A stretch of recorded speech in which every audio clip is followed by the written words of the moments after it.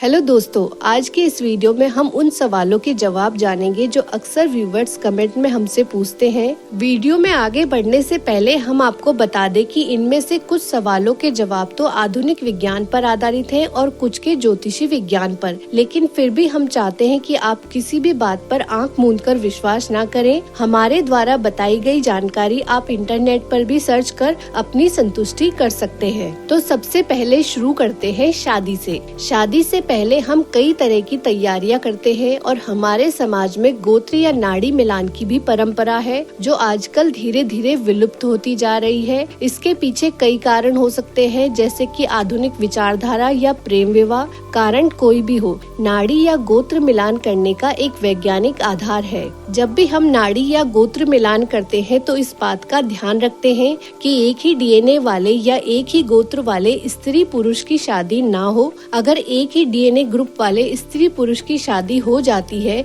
तो उन्हें जिंदगी भर संतान सुख प्राप्त नहीं होगा, और अगर संतान प्राप्ति हो भी गई तो वह मानसिक व शारीरिक रूप से कमजोर होगी। और इसीलिए अक्सर डॉक्टर सलाह देते हैं कि जो कपल माता पिता बनना चाहते हैं उन्हें एक दूसरे के ब्लड टाइप के बारे में पूरी जानकारी होनी चाहिए। तो दोस्तों, आइए अब जान लेते हैं कि सम व विषम रात्रि का होने वाली संतान से क्या संबंध होता है। हमारे शरीर में क्रोमोसोम यानी गुणसूत्र होते हैं, और यह तो हम सभी जानते हैं कि XY क्रोमोसोम मिलते हैं तो पुत्र होगा और XX क्रोमोसोम मिलते हैं तो बेटी होगी। स्त्री के मासिक चक्र शुरू होने के दिन से 10वां दिन सम, 11वां दिन विषम, 12वां दिन सम व 13वां दिन विषम होता है। इन सम विषम दिनों का गुणसूत्र के साथ बहुत गहरा संबंध होता है। जब सम दिन होता है तो उस दिन पुरुष का Y क्रोमोसोम बहुत ही पावरफुल होता है, इसलिए पुत्र होने की संभावना ज्यादा होती है। और विषम वाले दिन X क्रोमोसोम ज्यादा पावरफुल होता है,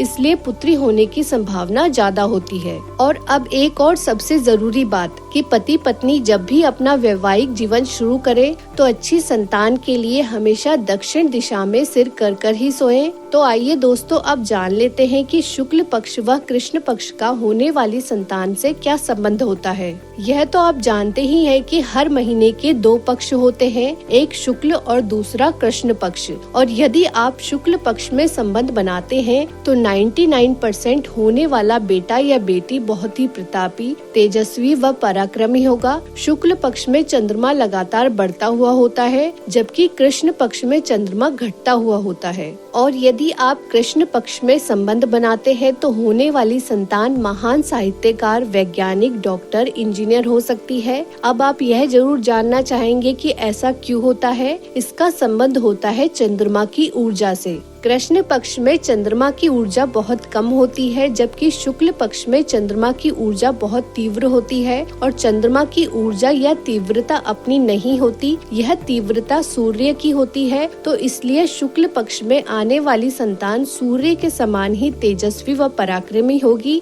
यानी शरीर से बहुत ही मजबूत, बलवान व वीर होगी। जबकि कृष्ण पक्ष में सूर्य का प्रकाश नहीं होता, इसलिए होने वाली संतान दिमाग से तीव्र होगी। तो इसलिए अब आप तय कीजिए कि आपको कैसी संतान चाहिए, लेकिन ध्यान रखिए संतुलन जरूरी है, इसलिए कोशिश करें कि एक संतान कृष्ण पक्ष की हो और एक शुक्ल पक्ष की। दोस्तों, अब आप यह जरूर जानना चाहेंगे कि स्वस्थ व सुंदर संतान के लिए क्या किया जा सकता है। इस विषय पर अलग अलग जानकारों की अलग अलग राय है। आधुनिक विज्ञान स्वस्थ व सुंदर संतान के लिए खान पान पर जोर देता है, यानी कि जैसा आप खाते हैं वैसी ही आपकी संतान होगी। लेकिन आयुर्वेद खान पान के साथ साथ पति पत्नी के लिए कुछ खास क्रियाएं भी बताता है, जिनको करने से होने वाली संतान मानसिक व शारीरिक रूप से पूर्णतः स्वस्थ होगी। आप ये तो जरूर जानते होंगे कि पुराने समय में घर की महिलाएं आटा घर पर ही पीसती थी, और आटा पीसने के लिए वे हाथ वाली चक्की को काम में लेती थी। और इस हाथ वाली चक्की को चलाने से महिलाओं के गर्भाशय का लचीलापन बढ़ता है,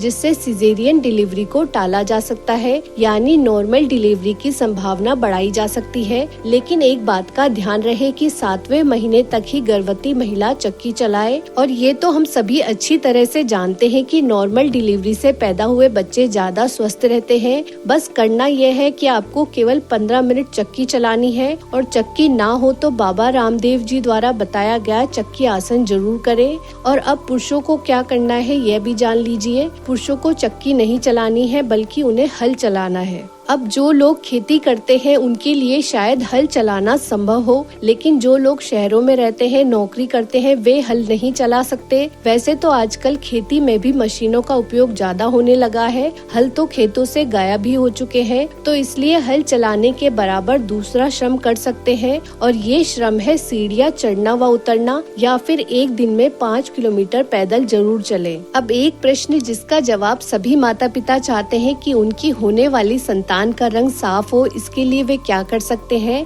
वैसे तो बच्चे का रंग इतना महत्व नहीं रखता, लेकिन फिर भी आप चाहते हैं कि बच्चा सुंदर हो तो पति पत्नी दोनों को ही हरड़ डालकर दूध रोज रात को पीना चाहिए। अब सुंदरता से भी ज्यादा जरूरी बात कि बच्चा मतिमंद ना हो, यानी मंद बुद्धि या विकलांग ना हो, उसके लिए क्या कर सकते हैं। तो वैज्ञानिकों के अनुसार जिन पति पत्नी में कैल्शियम की कमी होती है उनको मंद बुद्धि संतान होने की संभावना बढ़ जाती है। इसके लिए आप कैल्शियम का टेस्ट भी करवा सकते हैं और कैल्शियम की कमी को दूर करने के लिए गाय के दूध का दही जमाकर 1 कटोरी दूध में 1 गेहूं के दाने के जितना बुझा हुआ चूना मिलाकर जरूर खाएं।